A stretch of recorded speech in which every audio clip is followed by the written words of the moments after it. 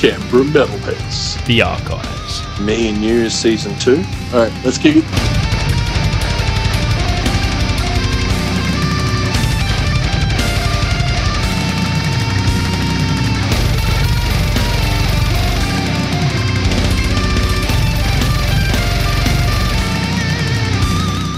Hello and welcome to Canberra Metalheads. You got Marky Malphas, and I'm joined in the studio here with my special co-host for today, JDecay.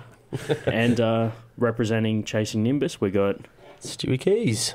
Awesome. Thanks for coming in, Stewie, and cheers for coming in as well, Jay. It's good to have you on the show for the first time. And same with you, man. Yeah, man. Keen as. We had a chat in the off mic about some of the early days of the Canberra scene and the music and stuff like that. And I noticed it's been picking up the scene lately.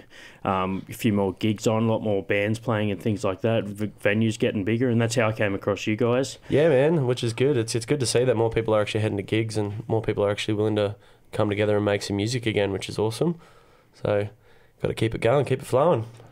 Yeah, that's good. Keep the wheels turning while it's hot. Yeah, it's essentially, man, that's it. And we've got some good gig spaces now, which is awesome. Yep. Instead of just youth centres like back in the day. Yeah. Were always fun, but I think we've all grown up and we're starting to move on. Yeah, it's like the dudes that were going to all ages now are able to some of them got kids and stuff now. Yeah, that's it, man. Yeah, make a few calls. Are you willing to come tonight? Oh, I can't, man. I got a 4-year-old now. Yeah, well, bring your kid along. Yeah, maybe. It's like all of a sudden the death metal scene isn't the only scene that have like kids and stuff. It's like now the hardcore scene and it's man. Like you see that Facebook friendly environment. Like the Facebook page called Deathcore Dad. Dude, I love Deathcore Dad.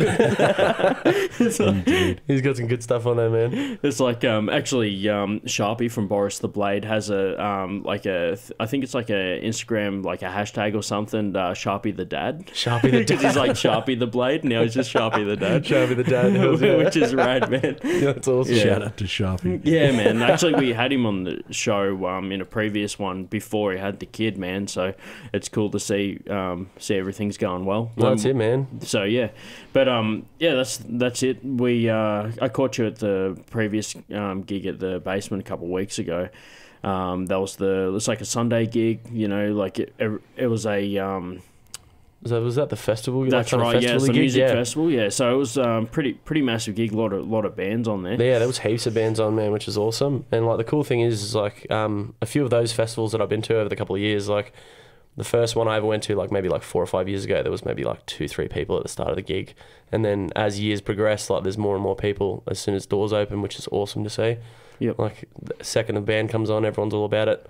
Yeah, that's awesome. It. And like on a Sunday too, like everyone's keen to come out for a Sunday session. Yeah, man, which is good. Everyone wants to kick on a Sunday, so yeah, which is awesome. Sounds like everyone's getting together and doing a lot more work promoting stuff. Yeah, especially on the local level, man. That's it, man. Canberra's starting to come up there. Finally, man. Yeah. I feel like more bands are starting to support each other as well, man. There's not as many beefs as back in the day. Yeah, well, that shared attitude, man. That's That's what's going to make it prosperous for everyone, man. That's it, man. As long as as everyone supporting each other, man, like that's it. It all comes down to that. Yeah, we're all listening. Yeah, and I was talking to the promoter on the night, and he said that's his first big gig. So it's good to see it all came together pretty well, man. Yeah, that's mad, man. That's good. Yeah, a couple of people we had Hostel on the show previously. They were on the bill. And, yeah, man. And we're talking off mic also about some of your history with those guys too. Yeah, man. So like a couple of years ago, Rory and Tom from like the guitarist and drummer of that band, I actually started as their original singer, which was cool. Like back when it was Kit and Hurricane. Yep. Just because I met Tom. He came and filled in for bass with my old band, Amelia Brown. It was like way back in the day. Like I put a thing on Facebook asking for a bassist, and he was like maybe 14, and gave me a call. He's like, "Hey man, you guys looking for a bassist?" Yeah, man, come along. Sick. So he stuck around for a few gigs, which was cool, and then we called it quits. Yep. But that's how I met Chook, the guitarist of Chasing Nimbus as well. Yep. I went to a party where I knew like a friend of his. And I'd mentioned to him, like, I was like, oh, I just lost my guitarist in my band. And he was like, oh, I know your band. He goes, I play guitar. And I was like, do you want to play guitar for my band? And he's like, sure. Like, cool, man. Sweet. Welcome aboard. Yeah, right, man. So, yeah, man. which is good. It all comes together like that. Yeah, that's it, man. Like you mentioned Hostel before. Have you had any other projects in the past?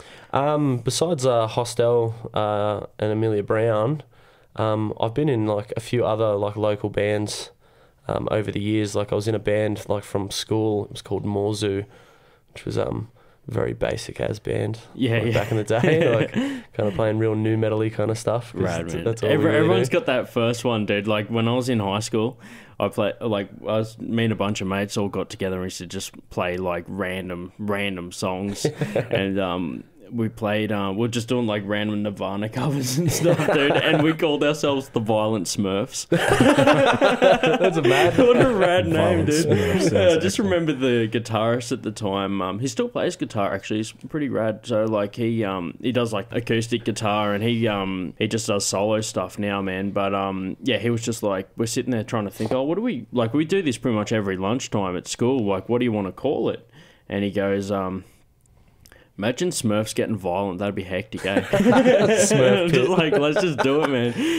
You see Papa Smurf sitting above everyone. I want to see everyone fucking move around here. Crowd killer Smurf. I'm not far off it, man. I'm pretty much like a hat and a white beard. Yeah, that's could it, front man. that up. Need I'd be that like, beanie. actually, that's the goal, man. If I could just be like the bassist from Lamb of God by the time my beard goes white, bro. I just hang out. That'd be awesome, man. Yeah, but yeah. So we listened to I Look Inside before, and that's got like it's closest to your sort of newer sound of what you're doing. Yeah, man. So like when I joined Chasing Nimbus, which they were previously known as what was it? God, I can't even remember now. Like what they used to be called. Yep. Nah, it's gone from me. That's fine, man. But yeah, they were like kind of like a pretty basic kind of rocky band, like kind of Foo Fighters-y kind of stuff. And I joined the band, and I remember I got into the room, and like obviously Chook knew who I was and like my kind of singing style, and he was like, "Look, man, we're not going to use screams like at all, like no screams." I was like, "Yeah, no worries, man. Like I'll give it a fat crack. Like it's cool." Maybe like 6 months down, like I chucked a scream in one of our songs, and like they were like, "Oh, this is mad." And then slowly, I've kind of been pushing them like further and further into like the metal thrashy area. That's rad, man. Excellent. Yeah. Which is excellent. Excellent. Yeah. Which is good. Good to hear. Well, it's also like if that's how you feel comfortable, you know, if you're never going to use that full potential, then it's kind of a bit of a waste. That's it, man. That's what I thought. Like I was just a screamer for so many years, and then joining this band, I was like, you know what, I might try and expand on like the singing, which would be cool. Which we did for like a good 6 months, and like I feel pretty confident with like my singing at the moment, but I'm always going to be wanting to scream, like always want to break down at least. Yeah. Breakdowns Exactly. are awesome. Life's only worth living with breakdowns, man. Yeah, that's I'm it. also a big fan of the slams. Yeah, that's right. Yes, big squeals Dude, and gutturals. I'll do slams in my stand-up. Like, I'll just sit there and pause for a second and then deliver the punchline. Someone's sitting in the back and Like, fuck, man, that was there. Stand-up slams. Yeah, it's just stand-up like, slams. you can pick the metalheads because they just accidentally start moshing at the punchline. Windmills. Doing these ones, grab your orb, drop your orb. Yeah. You sort of get to the thing. It's just like, before I get to this punchline, I want to see this pit open up and then just drop. Yeah, man. So then I dropped it back at her place. Boom. Yeah, man. Yeah, but that's it. Like, if you bringing that to the table and like being getting that energy going in the crowd, it also helps as well. That's it, man. Like we noticed, like with the first like 2 gigs that we ever played, like our stuff was really soft, but the second we got on stage, we just kind of had this like heavier vibe, like just because I would just become like a little bit more grungier, and I'm used to like running around and jumping on people and doing all that. So it kind of just went with all the mosh stuff. Yeah. It kind of just went with the territory, man. And then I remember one day I came in and Chook like wrote this riff, and it was heavy as, and he's like, "This might be too heavy," and I was like, "No, that's like perfect. It's like not even that heavy, but we can do better." Yeah, I can work with that. Yeah, I can work with that, man. It's cool. Yeah, that's right. Well, it's good to hear that you've incorporated that into band, and also so you mentioned the band had been running before under a previous name. How long you been in the band for? God, a good 1.5 years now, I think. Yeah, okay. Yeah, man. I think about 1.5 years. Yep. And since then, like we've gotten some new members. Like other people have left, obviously from personal reasons, and just can't commit to the way that we want to, like, kind of keep going. Yep. But like we've got a new guitarist, Paddy. Biggest space cadet I've ever met in my entire life. Like, hands down, like the biggest space cadet. And a new bassist, Trenton, or Trenty. He's a cyclist, unfortunately, but we'll see how long he lasts. Yeah.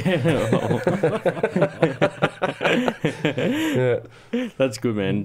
Riffing on the band dudes, just a bit of banter. It keeps it all turning. That's it, man. Like we always it's always obviously like if you got the skill to come in. Like when we were looking for a new bassist, like we had a few bassists come through that were unbelievably skilled. Yeah. But like just couldn't handle any banter. Yeah. And like we met Trent, and like he said straight away, he goes, "Oh, I'm from a reggae band. Like I've only ever played reggae." I was like, "Cool. Like I'm not sure how this is gonna work." And like he picked it up straight away, but like he was bantering on himself within the first 30 seconds. We're like, yeah, this dude's fucking fitting in straight away. Oh, dude, it's like one of those things, like, you can't truly riff on other people till you learn to do it to yourself a little first. Yeah, you know? that's it, man. It's like a good prankster always screws himself over a little bit just to sell the prank. Yeah, yeah, man, that's it. I thought he was joking when he said he was in a reggae band, but he sent us this track, like that's on YouTube, and it's like a Christmas themed reggae track. And I was like, "That's not you," and he's like, "No, man, that's actually me." That's excellent. Yeah, it's like, that's mad. Reggae Christmas. Yeah, man. Or he's just committed to the bit. Like he's going like, Dude, he gone might and be. recorded a Christmas track.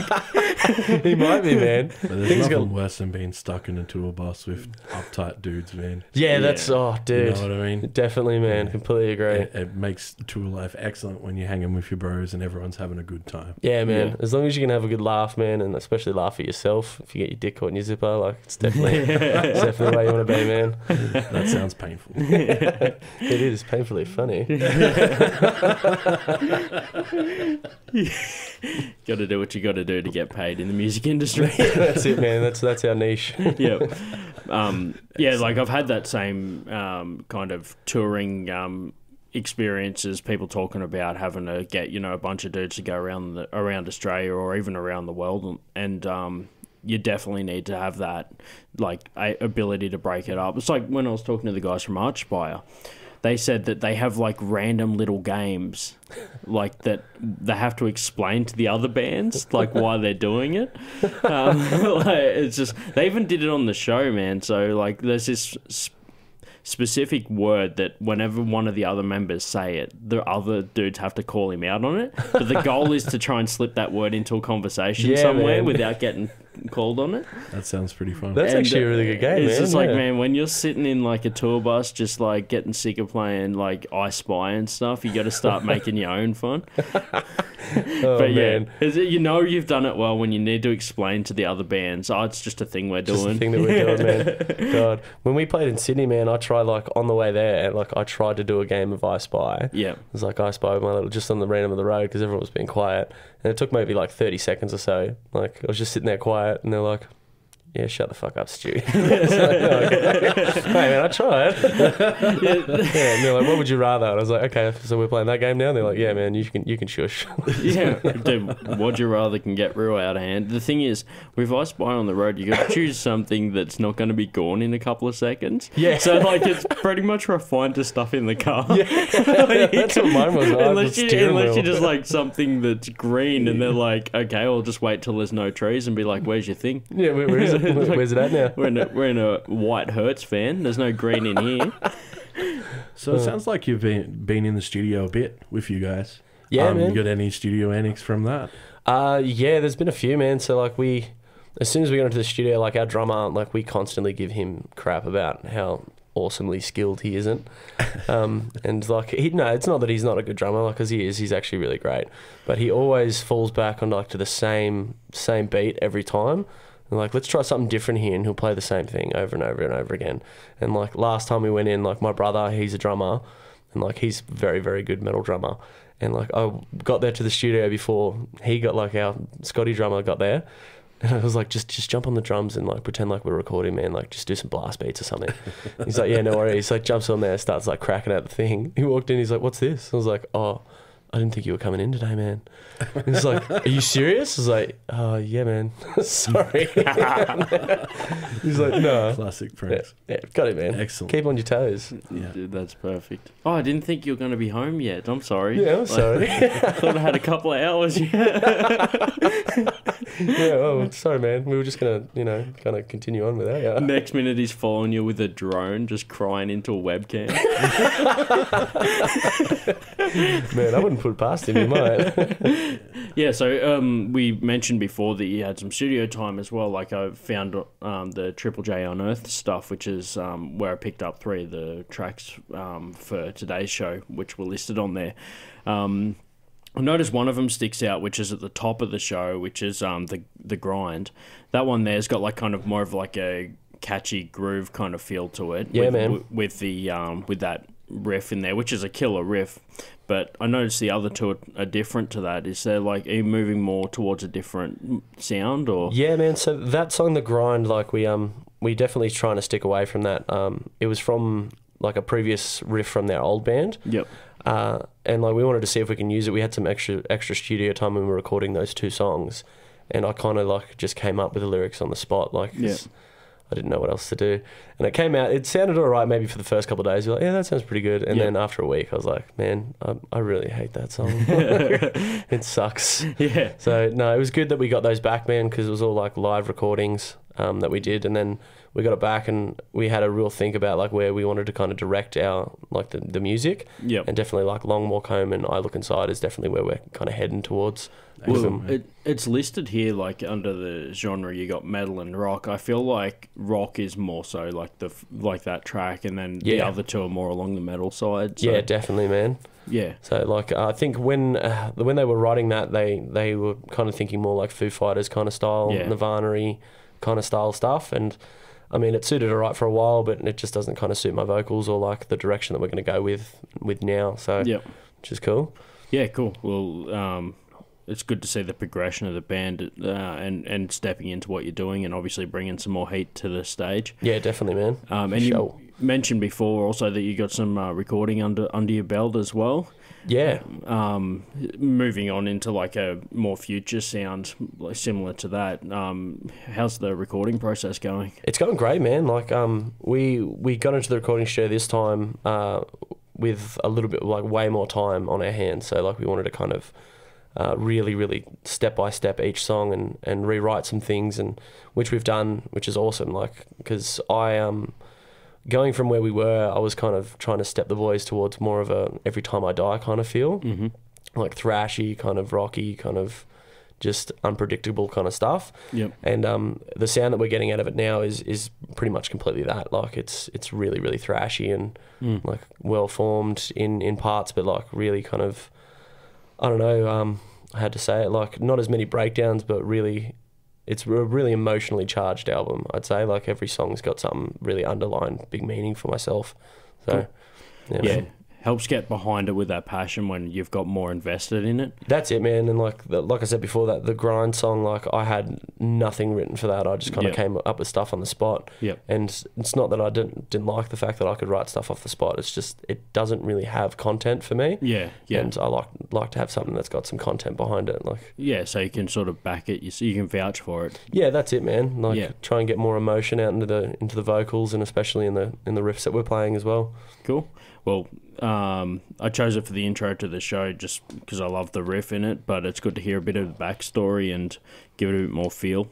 A lot of the time people just hear a song, they don't know the story behind it, so I guess that's why it's good to do interviews and things like this. Yeah, definitely, man. Like I love to hear a good fucking breakdown and a good metal song and stuff like that, but like it makes it more real when you find out like the meaning behind it, if it's something hard or like some story behind it or something like that. It kind of makes it a little bit more special in a way, I say.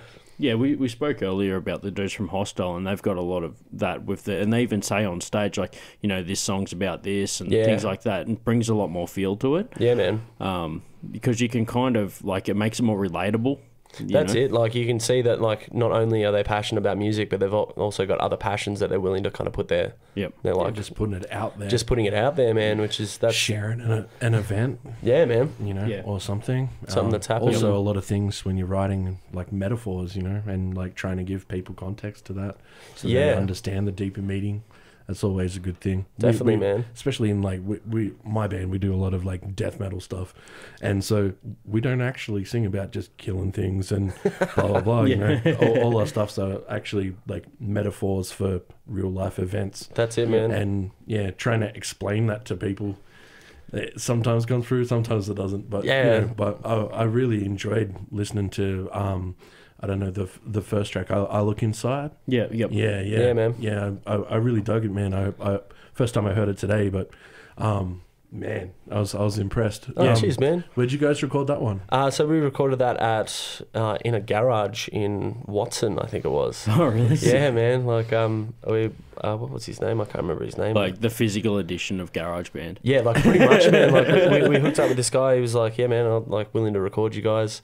And like we were thinking we were just gonna kind of track it all down, but we walked into this like garage studio, like I mean really really garage studio, and he's like, all right, sweet, set up and like mic up, and we recorded it once through, and he's like, all right, cool, that's it, we're done. I was like, for real? He's like, yeah, man. I was like, all right, cool. Yeah. I didn't realize it was gonna be that quick, but yeah, no, it was good. Cool, but it's good sometimes to smash it out. Like I hear. You can either go two ways with the bands I've talked to before, where you can do like multiple takes and just get it like perfect. But then sometimes it's hard to replicate that sound for a live show. Yeah, man. I kind of like a little bit of inconsistencies with the recordings, man. Like you can kind of hear that, like if your voice cracks or something like that, it's like, okay, there might be something behind there why it's so hard to get those lyrics out, or you know, or if it's like really, really taking all his skill to kind of get those sounds out. Yeah, it's really cool, man, to hear. I forgot who it was. I watched an interview with it was like a bonus in one of the DVDs, and the dude was basically saying, man, I love listening to old vinyls when studio time was really expensive, because you're just sitting there like, man, I love it when that dude screws up that riff there, and they just keep going. Yeah, man. I think that was Sound City, wasn't it? Like. It would have been like with Dave Grohl when they were doing Sound City. Oh, yeah. Talking about vinyls. Yeah, I don't actually can't remember, but you might have just picked me up. I'm gonna have to like listen back and try and find the references. Maybe you could say three references, so I have to do some research for the show next time.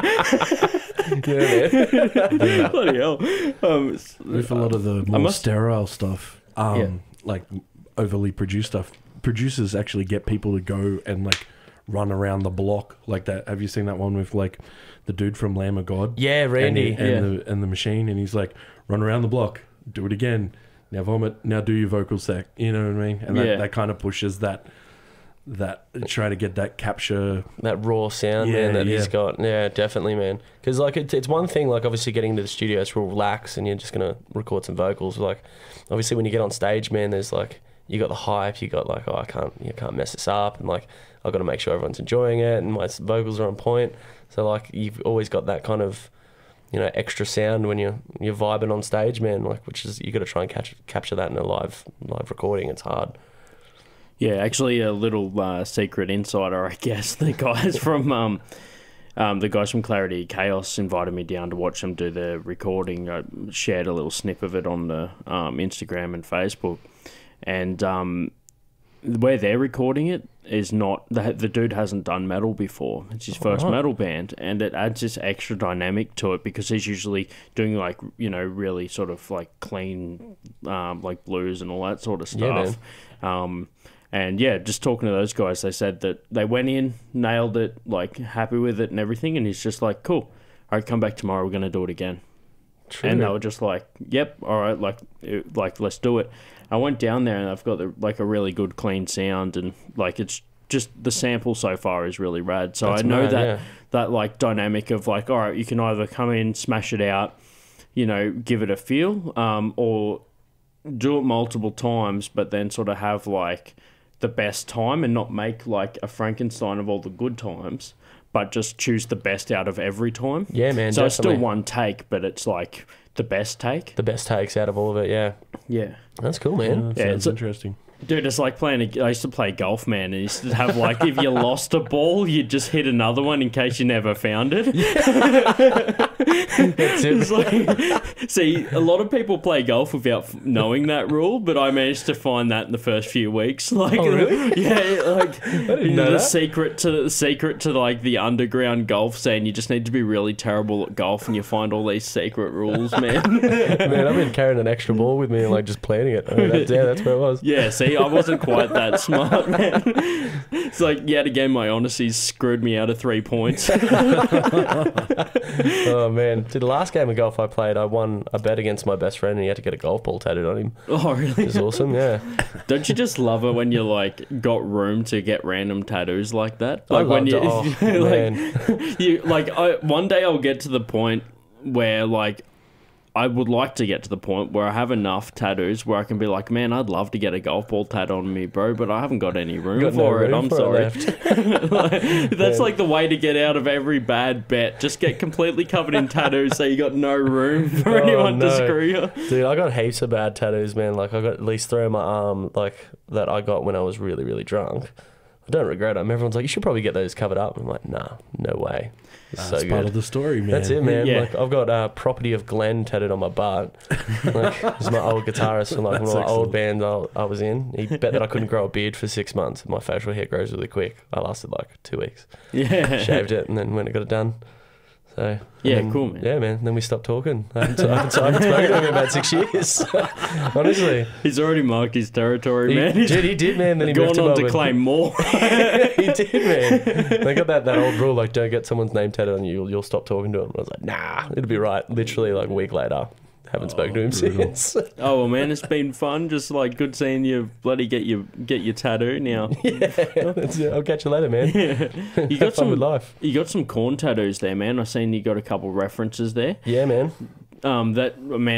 I was a massive fan of Korn, like when I was in high school and things. I still crank out like their older stuff. I don't know what they're doing right now, but like I've always been a fan of their original stuff. It's like a lot of people do have appreciation for those bands that got them into metal and things like that. Yeah, they sparked my inspiration for like any kind of music, any and all music. And I'm still their biggest fan, man. Like, they're still my favourite band of all time. Yeah, rad. Yeah, man. So I always daily cranking their stuff, like always. Yeah, it's good to hear, man. So, which is cool. Yeah, no, it's cool how, like, I feel like metal is one of the few styles of music that it's not just what you listen to, it's what you live. Yeah, like, that's it's like man. a lifestyle.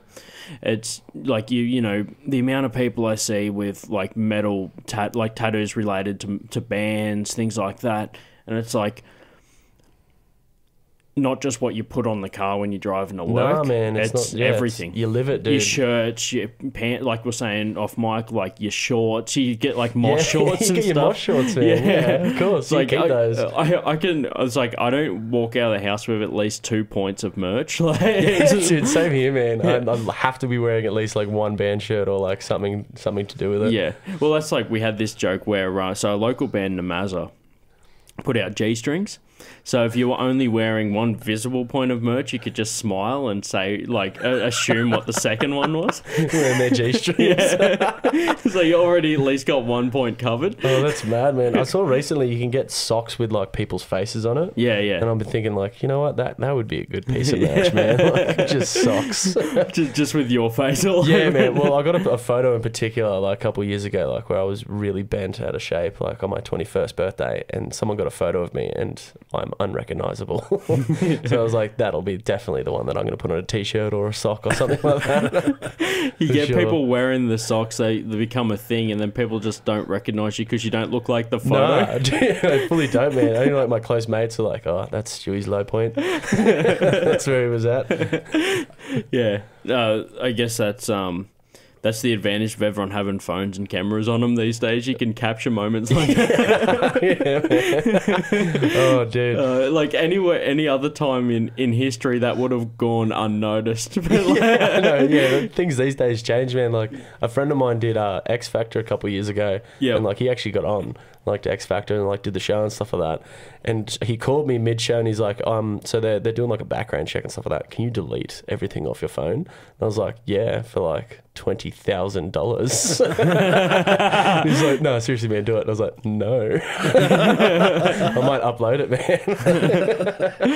Put it all in draft just in case. It's in the cloud. Yeah. Sorry. No, because they make those backstories for him, and they made him seem like extremely innocent and like really, really well formed. And like, I know who he is, and he's definitely not that at all. Yeah. So that's perfect. It's that point in time where you're just like, see, this is when you tricked everyone. Yeah, this is like, the public eye only saw one thing, man. Remember that time? So we've got some upcoming gigs that we've already spoke about. Is there any Chasing Nimbus gigs that you want to spruik before we close it out? I think we've got a gig when in December, I think, coming up is like our next gig. I think we're just focusing on just recording at the moment, just getting everything really, really polished off. And cool. And I think we're going to write 2 more songs as well, which would be cool. I myself, I'm helping Hostel with a gig on the 15th of this month. That one, I know. Yeah, Iconoclast, man. Yeah, man.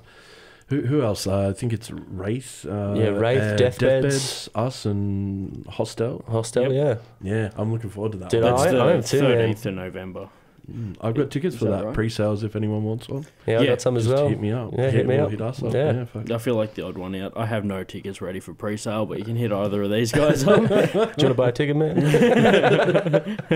Okay, I have one ticket for sale. No, man, no. Damn, you swooped me. Yeah, gotta be there quick, man. I can sell you one bag, Jay. Excellent. Sweet, we're supporting each other, guys. I So like I'll it. just be the middleman. But yeah, anyway, so that one's coming up on the 13th of November. Yeah. At the basement. And yeah, like I said, we've got you'll be covering vocals for Hostel, so Yeah, man. that'll be rad. We'll talk more about that gig in the gig guide coming up for easy. more details. But if you want to head on out to that one, definitely make plans now because it's coming up quickly. Hells yeah. And thanks for coming on the show, man. No worries, man. Thanks for having me. Yeah, been a good chat. We covered off all the bases and bloody learned a little bit more about the band. Yeah, man. Yeah, so thanks for listening, and Cheers, man. Enjoy, guys. Canberra Metalheads. Bianca, bam!